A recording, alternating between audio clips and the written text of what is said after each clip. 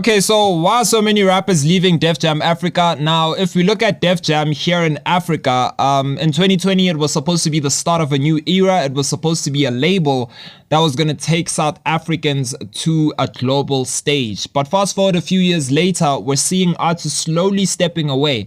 And the hype, it's just not the same. And out of everyone, one artist that I want to talk about is Blackie.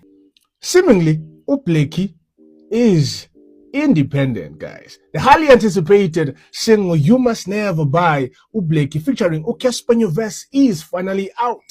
And this one is like no any other ones from Blackie because this one is released independently.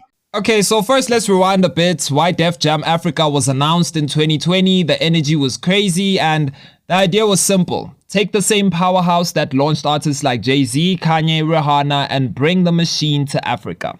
The label promised bigger budgets, better marketing, global distribution, basically the dream every artist wants. And to prove they were serious, they started strong. Nasty C was the first big signing, the golden boy of South African hip-hop. Def Jam helped him push his album Zulu Man with Some Power internationally, and he lined up international interviews, even got collaborations overseas, and at the time it really looked like Def Jam Africa or Def Jam in Africa was about to change everything. But then the buzz slowly started dying down. Before we talk about your career, I gotta ask every artist this now, so because we never know, do you own your masters, bro?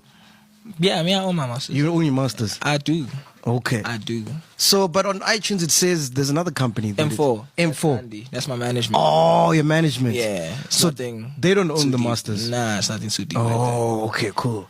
We don't want you coming out in a few years saying, hey, they robbed me. Nah. I know my stuff is straight. Yeah. Someone's phone's ringing. Yeah, I don't know. Smart. While Nasty C was doing his global thing, Blackie was coming up fast. This dude had the streets. He dropped big time slapper David before now, and suddenly everyone was talking about him. He had his own wave, melodic trap mixed with soul and Durban flavor.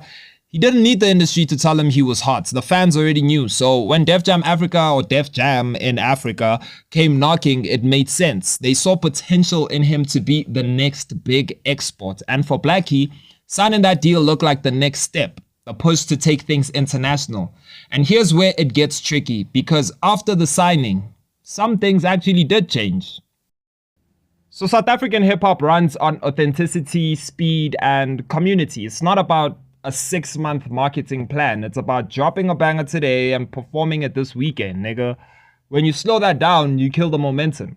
Artists like Blackie don't need someone to package them. They already connect directly with their fans. And there's the creative control issue. When you sign to a major, you're not just giving them your music, you're giving them control over your timing, your image, and sometimes your sound. For a young artist like Blackie, that's tough. He's versatile, experimental, and doesn't like being boxed in. So when the label structure started limiting him, the move to step away was probably the smartest thing he could have done. Now, just to touch on Nasty C, his situation is a bit different, but kind of the same. Def Jam helped him reach the US audience, kinda. But even he started to shift focus back home. If you look closely, his newer releases were less Def Jam branded, kind of more independent when he was closer to leaving. It's like even he realized the label can open doors, but at the end of the day, you've got to run your own race. You know what I'm saying? That's exactly what Blackie is doing right now. He's rebuilding momentum in his own way. He's dropping again, collaborating again, and the energy feels fresh. It's like he's back to being the Blackie everyone fell in love with. And what does this mean for South African hip-hop, right? Honestly, it's a wake-up call, right? Def Jam Africa or Def Jam in Africa showed that big global labels are actually interested, but they still don't fully understand our scene. They know the numbers, but they don't live the culture. And artists are realizing that they don't need a major label to go global anymore. Well, you don't even need to go global anymore. And they need, all you need is a very strong fan base, smart distribution, and a good team that actually gets them. The new generation, the Blackies, I guess Lucas Raps, the Koalas, the Kwelas, all of these people, right? They're moving independently, right? Building their own brands. And maybe that's the real future of South African hip-hop, ownership. And shout out to Aries, right? Shout out to Aries. That guy's been independent since and finally, our big artists are independent. They can properly compete. There's no now Gucci one is no, it's because of the label push. No, there's nothing like that now. They're all independent, fair and square. And I'm guessing Blackie is dropping his sophomore album. So we'll compare Blackie's album to Nasty C and Aries' album with numbers and see who is actually bigger. So the story of why South African rappers, especially Blackie, are leaving Def Jam, it's not about beef or drama. It's about independence, control, and trusting your own vision. And I just want to know what you guys think.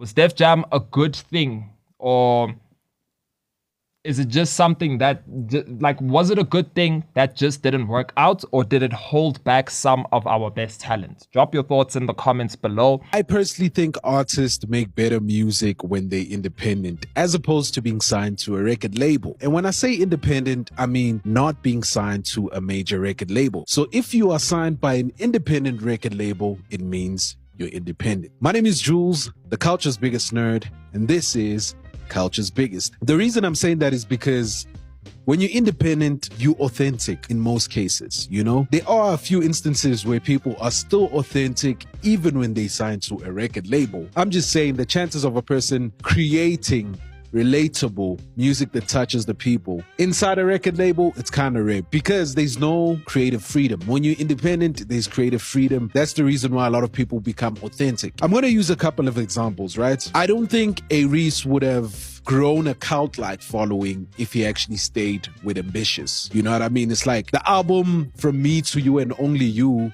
was the first project that he took out from independence. You can see the artistic direction is totally different from the Paradise. Paradise is a great album. I mean, curated by a label, you know, from the visuals to the features, you know. Obviously labels, you need a radio song, you need all of that, this and that and the third, right? Yeah, when I started from the basement, La Pe East, I had some hope I'd bring a summer home. Yeah. But I got ghosts to look up to, cause where I'm from is Questa, pretty ugly, slick and many more. I hear them yapping, body Durban, PTA. War my region full of animals, this shit has been a circus.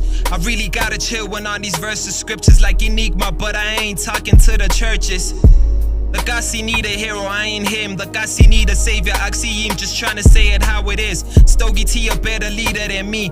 Kane Keed, I wish that boy had come from the V, so he could stand up for Abantu Base Whitefield. I'm just not cut up for it. I say this then say that. One thing about me, I'm proud of my skin, a proud black. They depress us, give us dealers, then call the cops for the loud packs. That's facts. 50% of my hood is on crack. The code of making saga is some shit they'll never crack. Timberguayo made some money, then he ran away. Don't you wonder how Blxckie is looking as of today? But Fed